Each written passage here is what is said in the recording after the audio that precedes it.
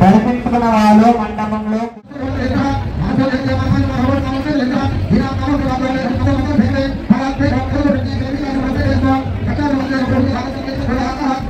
పుస్తకంలో అంటే జిహువ చాపల్యము అంటారు. శరీరానికి అన్ని చచ్చినా జిహువ చాపల్యం కావదట. 90 ఏళ్ళ వయసు వచ్చినా నన్నెవరు విలువకపోయ, నేను పోతే మంత్రం చెప్పుదు, నేను పోతే పూజ చేయొద్దు, నేనంది చేయొద్దు, నాకెవరు చెప్పకపోయ.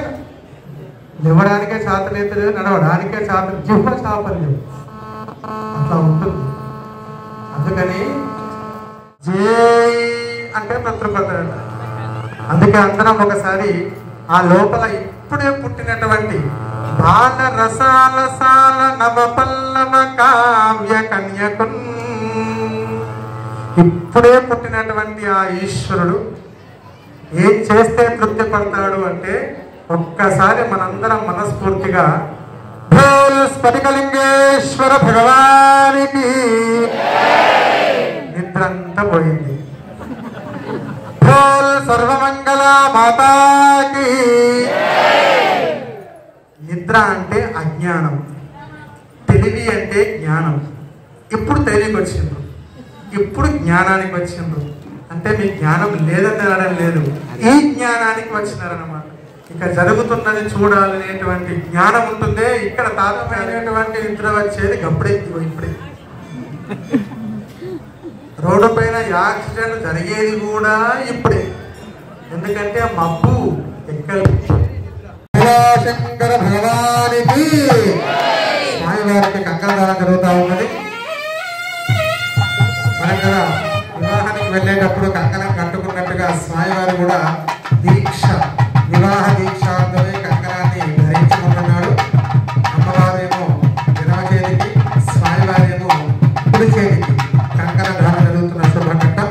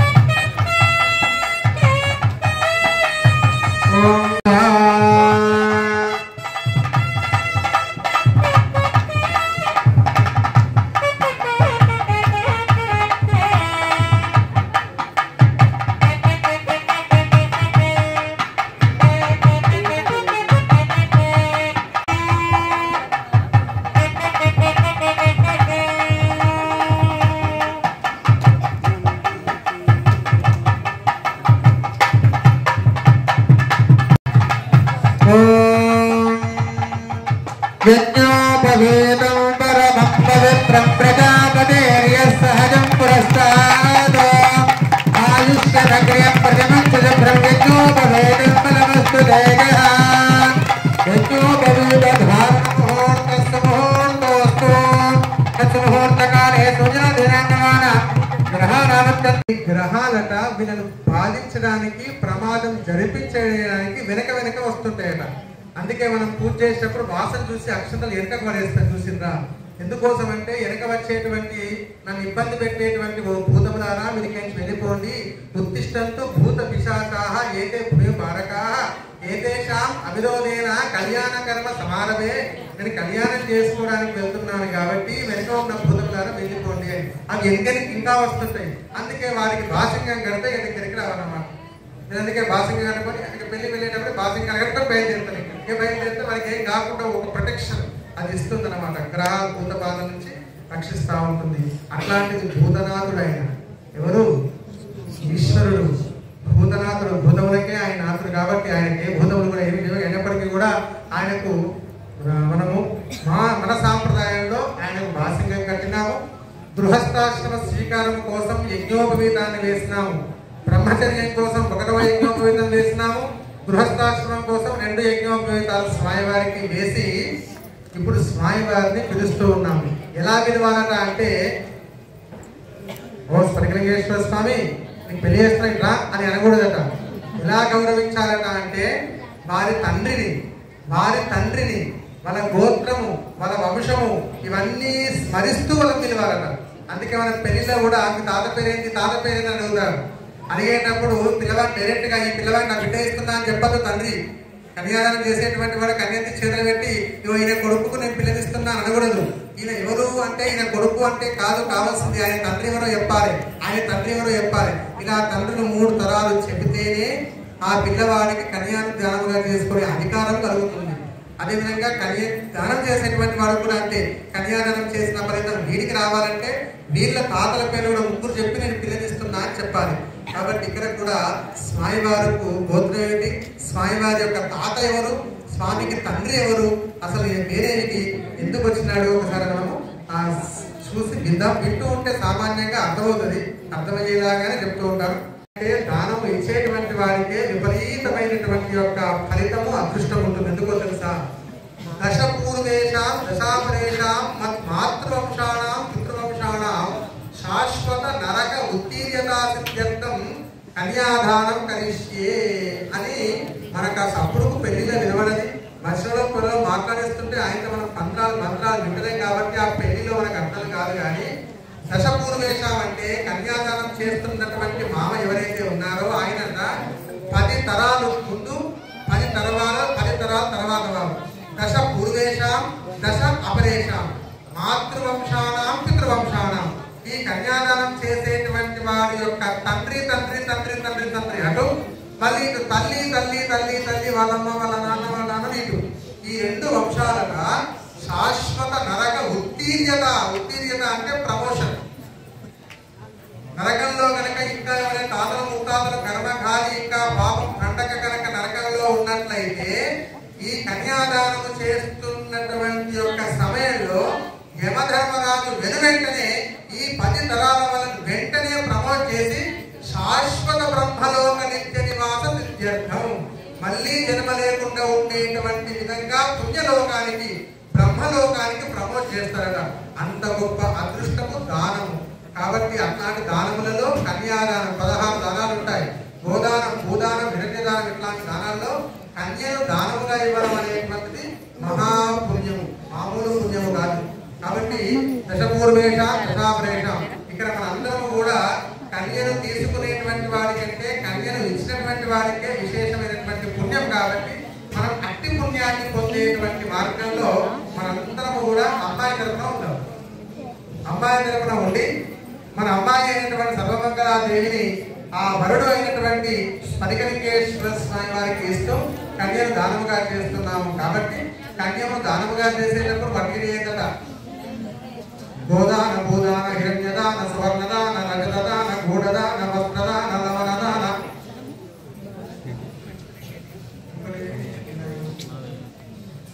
చిరదానం. ఈ విధంగా 16 దానాలు ఉంటాయి. షోడశ దాన అంతర్గత యథాశక్తి దక్షిణాదానం తుభ్యమహం అని అంటారు. కాబట్టి 16 దానాలు ఇస్తున్నారు. 16 దానాలు మనం వేయలేం కాబట్టి 16 దానాలు అంతగా ఏదో తోచినటువంటి యొక్క దక్షిణను అమ్మవారిని అనిపించుకుంటున్నా మీ దగ్గరికి ఇప్పుడు వస్తున్నారు. కాబట్టి మీకు ఆ పుణ్యమును ఫలించాలి. ఈ కన్యాదానం అయిపోయిన తర్వాత అన్నటువంటి యొక్క మంత్రం అనిపిస్తారు అందరి చేత కన్యాదానం చేసిన ఫలితం. ఆ అనిపించినటువంటి యొక్క ఆ అర్థములో ఉండే పరమార్థం మీ అందరికీ వర్తించాలి అంటే ఊరికే వర్తించకూడదు. ఏదైనా ఇస్తే మనకు ఇస్తుంది, మనం పంచితే మనకు పెంచుతుంది. కాబట్టి మీ దగ్గరికి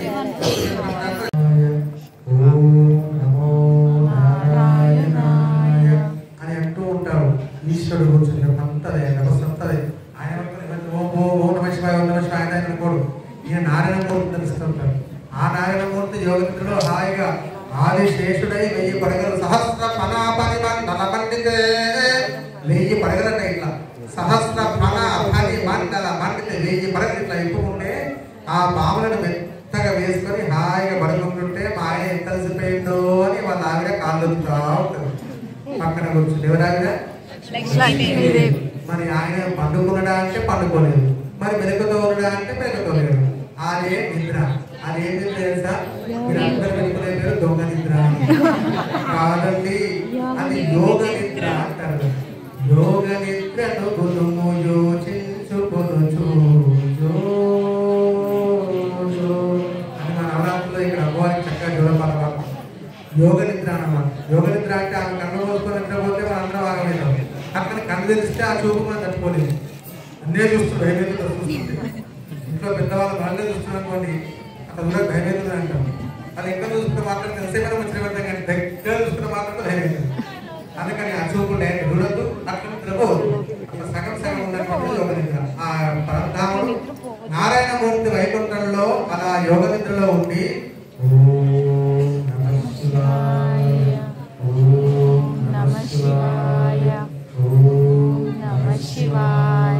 అనుకుంటాడు. అందుకే శివాయ విష్ణు రూపాయ శివ రూపాయ విష్ణవే శివస్య హృదయం విష్ణు విష్ణుశ్చ హృదయము శివ. శివుడి హృదయంలో విష్ణుమూర్తి, విష్ణుమూర్తి యొక్క హృదయంలో శివుడి యొక్క నామస్మరణ జరుగుతుంది. అందుకే ఎక్కడైనా చెప్తారు ఏంటి అంటే, వెంకటేశ్వర స్వామి దేవాలయానికి వెళ్ళినప్పుడు ఒక్కసారిగా ఓం నమః శివాయ, ఆయన నీకు తొందరగా వరవేయకుండా చూడింక. అక్కడ పోయినాక తిరుపతి పోయి ఏడుకొండలవాడ వెంకటరమణ గోవింద గోవింద, ఏడుకొండలవాడ అనంతరక్షక గోవింద తిరుపతిలో అంటాము. అలా తిరుపతికి వెళ్ళినప్పుడు ఒక్కసారి నమః శివాయ అనండి. ఖచ్చితంగా మీరు 7 కొండలు ఎక్కిన ఫలితం, పోయినటువంటి ఫలితం రాకుంటే అడగండి. ఇక్కడ శివరాత్రి రోజు చక్కగా స్వామివారిని తలుచుకున్నాం, ఏడుకొండలవాడ అని. కాబట్టి ఎక్కడ పోయినప్పుడు కూడా నమః శివాయ అంటే తప్పకుండా ఆ ఈశ్వరుడు తృప్తిపడతారు. ఇవాళ నారాయణమూర్తి తృప్తిపడతారు, ఇక్కడ ఈశ్వరుడు సావధాన పతివ్రత లక్షణ లక్షితాంగే సౌభాగ్యధాయే శుభ సౌఖ్యధాయే అరుద్ధతి నామ వశిష్ట పత్ని వధూవరాభ్యాం వరదా భవంతో. సావధాన సుముహూర్తే సావధాన శుభలగ్నే సావధాన లక్ష్మీనారాయణ చింతన సావధాన. లక్ష్మీశో భువనత్రయో నివసితో దేవాన్ మనుష్యోరగాన్ సంస్థాతుం కరుణాలయ కరుణయా మార్తాండవంశోజయో. కౌసల్యా నిజగర్భ సంభవమృతే జన్మన్య సాధారణే జాతే శ్రీ రఘునామకస్య జననం దేయాదిదం మంగళం. సావధాన సుముహూర్తే సావధాన శుభలగ్నే సావధాన లక్ష్మీనారాయణ చింతన సావధాన. పతి విఘ్నేశ్వరో విఘ్న విధూరకారి నిర్విఘ్న కార్యేషు ఫలం సుసిద్ధం. విఘ్నేశ్వరో నామ సురేష పూజ్యో వధూవరాభ్యాం వరదా భవంతో. సావధాన సుముహూర్తే సావధాన శుభలగ్నే సావధాన లక్ష్మీనారాయణ చింతన సావధాన.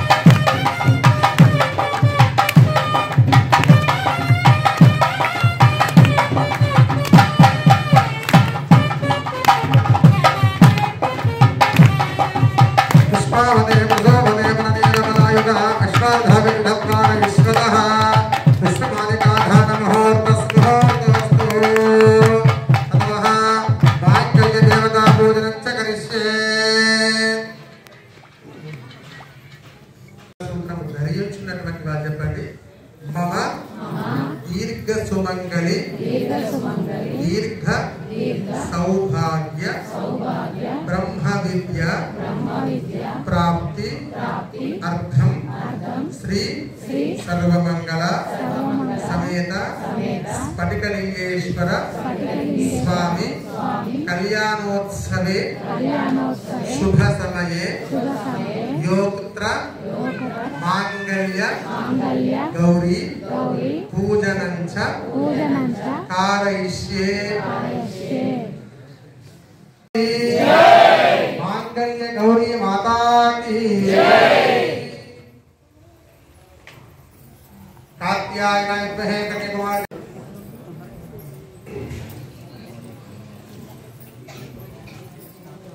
అందరూ కూడా చెప్పండి. మాంగళ్యం తంతునా అనేన మమ జీవన హేతునా కంఠే బధ్నామి శుభగే మమ సహజీవ శరదాం శతం.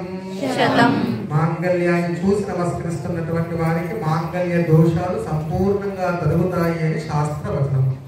అందరూ కూడా నమస్కారం చేస్తున్నారు కదా. భో సర్వమంగళ మాతా కీ మాంగళ్యం తంతునా హేతునా కంఠే బధ్నామి శుభగే సహజీవ శరదాం శతం. మాంగళ్య ధారణ ముహూర్తస్తు ముహూర్తస్తు తత్ముహూర్తకాలే సూర్యోదయ నవానావర్తంత ఆనుకూల్యధావన సిద్ధిరస్తు.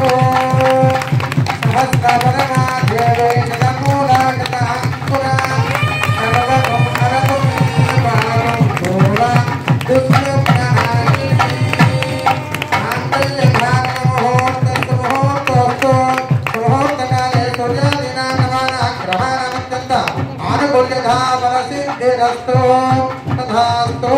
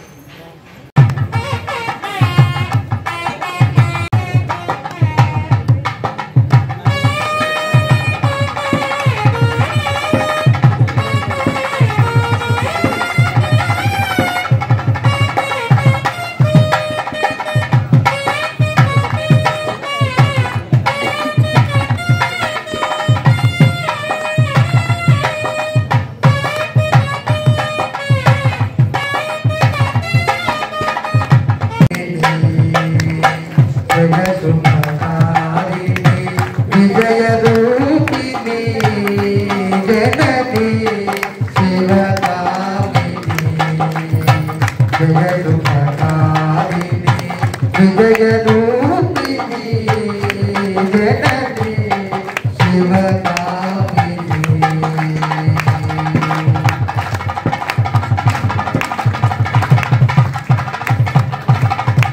అమ్మవు నీవే అఖిల జగాలకు అమ్మల కన్నా అమ్మవు నీవే అమ్మవు నీవే అఖిల జగాలకు అమ్మల కన్నా అమ్మవు నీవే నీ చరణములే నమ్మితినమ్మ నీ చరణములే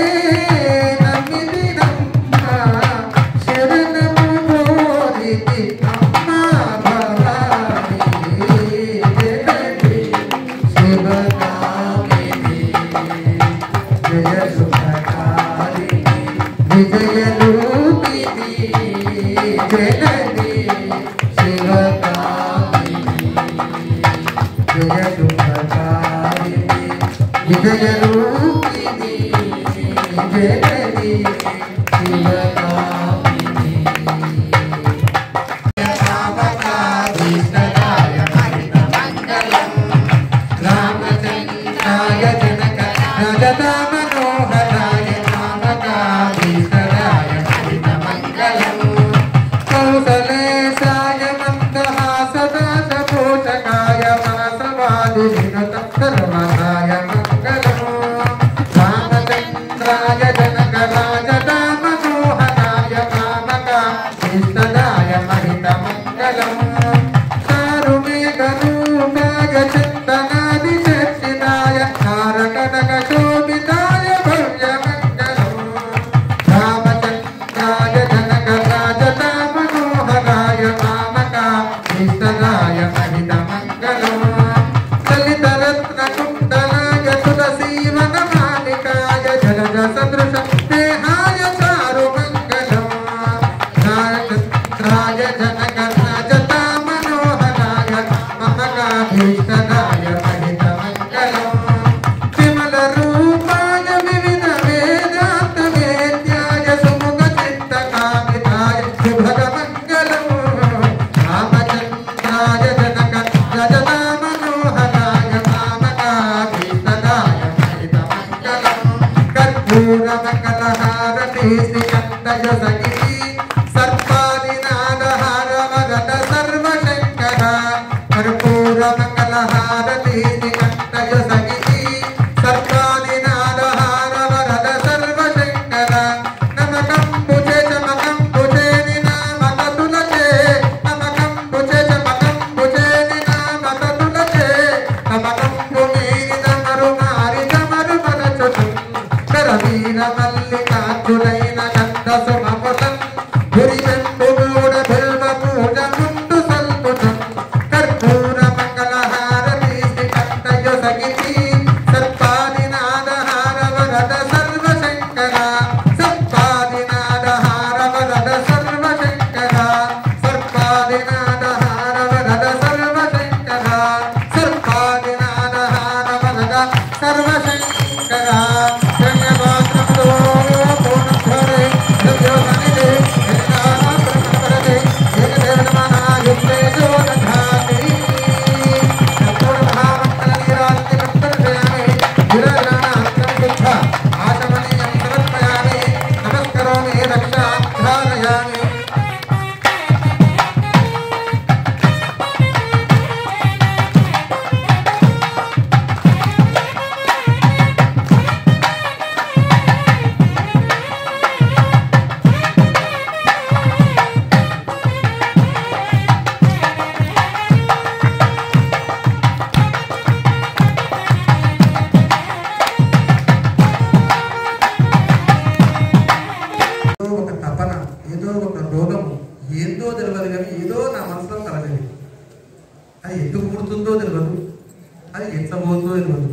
కాలం పోతున్నది, మనసులో చింతలు పుడతా ఉన్నాయి, పోతా ఉన్నాయి.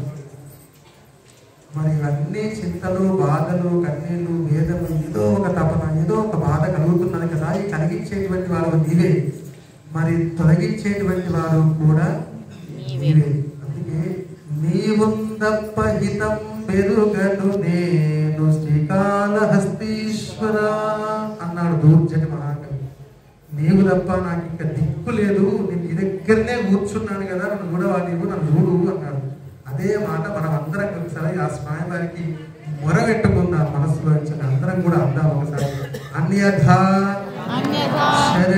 శరణం నాస్తి త్వమేవ శరణం మమ తస్మాత్ కారుణ్య భావేన రక్ష రక్ష రక్ష రక్ష రక్ష రక్ష పరమేశ్వర అపరాధ సహస్రాని క్రియంతే అహర్నిశం మయా దాసోహం ఇతి మాం మత్వా క్షమస్వ క్షమస్వ క్షమస్వ స్ఫటికలింగేశ్వర మంత్రహీనం క్రియాహీనం భక్తిహీనం పరమేశ్వర యత్పూజితం మయా దేవ పరిపూర్ణం తదస్తుతే అనేన కృత ఆచరిత పూర్వ సంకల్పితానుసారేణ మహాశివరాత్రి పర్వ దివస కాలే రాత్రి కాలే కృత లింగోద్భవ సమయానంతరం కృత ఆచరిత సర్వమంగళ సమిత స్ఫటికలింగేశ్వర స్వదేవత కళ్యాణ మహోత్సవాకే శుభ కర్మణి కృత ఆచరిత షోడశోపచార పూజాని భగవాన్ సర్వాత్మకః సర్వం శ్రీ ఏతత్ఫలం పరమేశ్వరార్పణమస్తు. శ్రీ సర్వమంగళ సమేత స్ఫటికలింగేశ్వర స్వాదేవత దివ్య చరణారవిందార్పణమస్తు. నిర్వహించుకున్నాం. ఒక్కసారి చివరిగా చేతులారంగ శివుని పూజించడేని నోరు నొవ్వంగ హరికీర్తి నుడువడేని దయయు చుట్టంబుగు అనుగాదలపడేని అని అన్నాడు పోతనామాత్రుడు భాగవతంలో. ప్రహ్లాదుడు చెప్పినాడు, నాయన హిరణ్యకశిపుని దగ్గరికి వెళ్ళి చెప్పిన ప్రహ్లాదుడు, చేతులారంగ శివుని, చేతులు ఆరాధన శివుని పూజించేటప్పుడు నీళ్ళ పైన ఎప్పుడు ఉండాలి. శివునికి పూజించేటప్పుడు నీళ్ళు ఉంటాయి, చేతి అభిషేకం చేస్తూనే ఉంటాం. నీళ్లు ఆరకుండా అభిషేకం చేయాలి శివునికి. చేతులారంగ శివుని పూజించడేని నోరు నొవ్వంగ హరికి నుడువడే. హరి హరి హరి అంటుంటే నోరు నొవ్వాలన్నా, అట్లా ఉన్నప్పుడు మనకు మోక్షం వస్తుంది. అందుకే ఫస్ట్ స్టార్టింగ్ లో నేను మీకు ఒక మాట అన్నాను, త్రేతాయుగంలో తపస్సు చేసి మోక్షాన్ని పొందినారు అని. ద్వాపర యుగము త్రేతాయుగంలో రాజులు దానాలు ధర్మాలు చేసి మోక్షాన్ని, దానగుణం ఎక్కువ. ఇప్పుడు కలియుగంలో ఏమీ లేవు కాబట్టి ఎట్లా మోక్షం వస్తుంది అంటే కలవు స్మరణాన్ముక్తి అన్నారు. నోట్లో భగవన్నామం స్మరిస్తే మోక్షం వస్తుంది అన్నారు. కాబట్టి ఒక్కసారి ఆ భగవంతుని యొక్క నామాన్ని స్మరిస్తూ ఉచ్చరిస్తూ చేతులకు పని చెబుతూ నోరుకు పని చెబుతూ మా ఇక్కడ వాయిద్యాన్ని కూడా పని చెబుతూ అందరం ఒకసారి అంటూ ఉండాలి తప్పకుండా. దీన్నే ఏమంటాము? భజన అని అంటాము.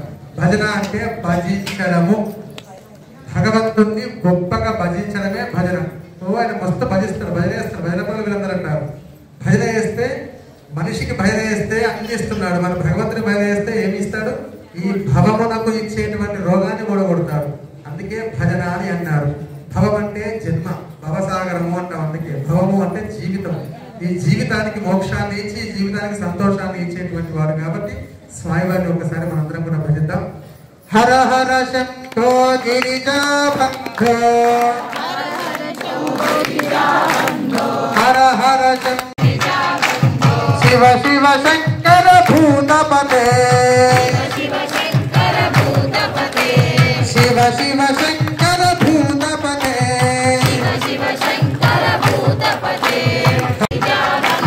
హర హర శంభో గిరిజాబంధో, శివ శివ శంకర భూతపతే శివ శివ శంకర భూతపతే శివ శివ శంకర భూతపతే శివ శివ శంకర భూతపతే కాశీపతే వారణాసీపతే వారణాసీపతే కాశీపతే వారణాసీపతే గంగా జటాజూట గౌరీపతే గంగా జనార్దన గౌరీపతే గంగా జటాజూట గౌరీపతే గంగా జటాసుర గౌరీపతే హర హర శంభో గిరిజాభక్తో హర హర శంభో గిరిజాభక్తో శివ శివ శంకర భూతపతే శివ శివ శంకర భూతపతే హర హర శంభో గిరిజాభక్తో హర హర శంభో హర హర శంభో గిరిజాభక్తో శివ శివ శంకర భూతపతే శివ శంకర భూతపతే నమః శివాయ శివ శివ శంకర నమః శివాయ శివ శివ శంకర నమః శివాయ శివ శివ శంకర నమః శివాయ శివ శివ శంకర నమః శివాయ స్ఫటికలింగేశ నమః శివాయ లింగేశ నమః శివాయ స్ఫటికలింగేశ నమః శివాయ లింగేశ నమః శివాయ సర్వమంగళ నమః శివాయ సర్వమంగళ అంటేనేమో పండుకున్నోడు పండుకున్నట్టుగానే పోవడం అపమృత్యు అంటేనేమో భయమే ఆ మృత్యుంజయుని ఒక్కసారి శివరాత్రి నాడు తలవాలి అని సద్గురు మదనానంద స్వామి వారు బోధించినారు కాబట్టి ఒక్కసారి అందరం మృత్యుంజయ పాహి మృత్యుంజయ పాహి మృత్యుంజయ పాహి మృత్యుంజయ పాహి మృత్యుంజయ పాహి మృత్యుంజయ పాహి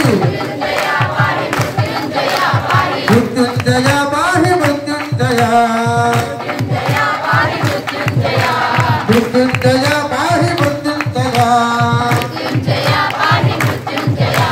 మృత్యుంజయ పాహి మృత్యుంజయ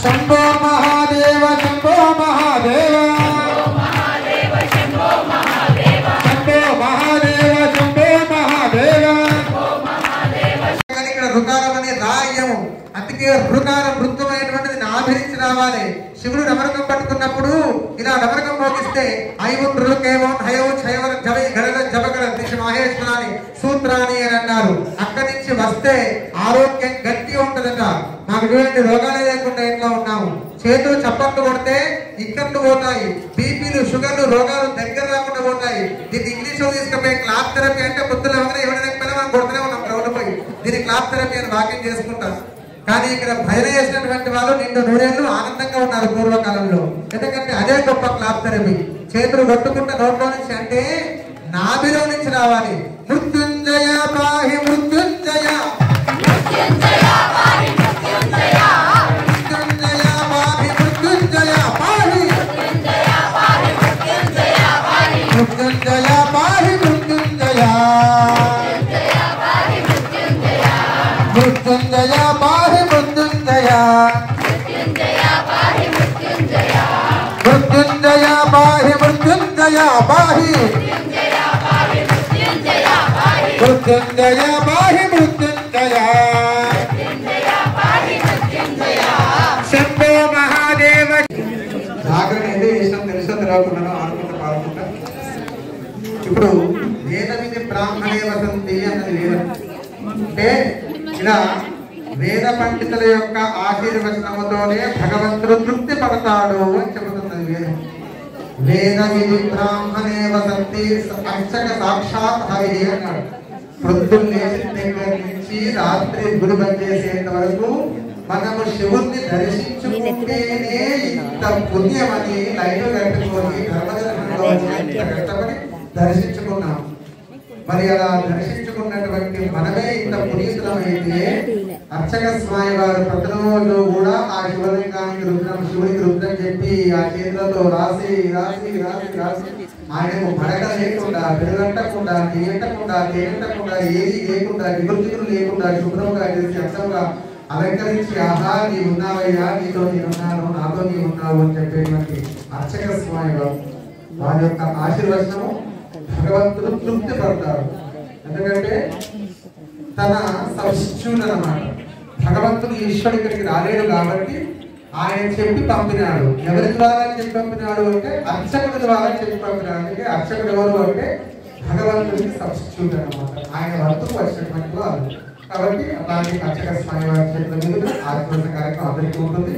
ఓం యోగైతా బ్రహ్మణో వేద అమృతేన వృతాంప్రే తస్మై బ్రహ్మజ బ్రహ్మాజ ఆయుం కీర్తి ప్రదాంతతో భాగదేనే వైనం ప్రణయతి బ్రాహ్మణాదశే ఉద్ధరేత బ్రాహ్మణో వై సర్వా దేవతాః సర్వాణి దేవైన దేవతా గురుద్ధరతి యావతీర్వై దేవతాస్తా సర్వా వేదవిది బ్రాహ్మణే వసంతి తస్మాత్ బ్రాహ్మణేభ్యో వేదవిద్యో వేదికేన నమస్కర్య నాశ్రీరంకీర్తయే ఏతా ఏవ దేవతాః ప్రీణాతి పర్యాప్య అనంతరాయ సర్వస్తమోదినా ప్రభుత్వం అద్భోతి सर्वस्याप्ये सर्वचरित्रे सर्वमेव तेनाप्नोति सर्वं जयति। ओम एता असदं नसदं नेता एता असदं सकृतस्य असदं नसदं नेता एता असदं सकृतस्य असदं सकृतस्य असदं नसदं सकृतस्य लोके लोके सकृतस्य असदं सकृतस्य लोके असदस्य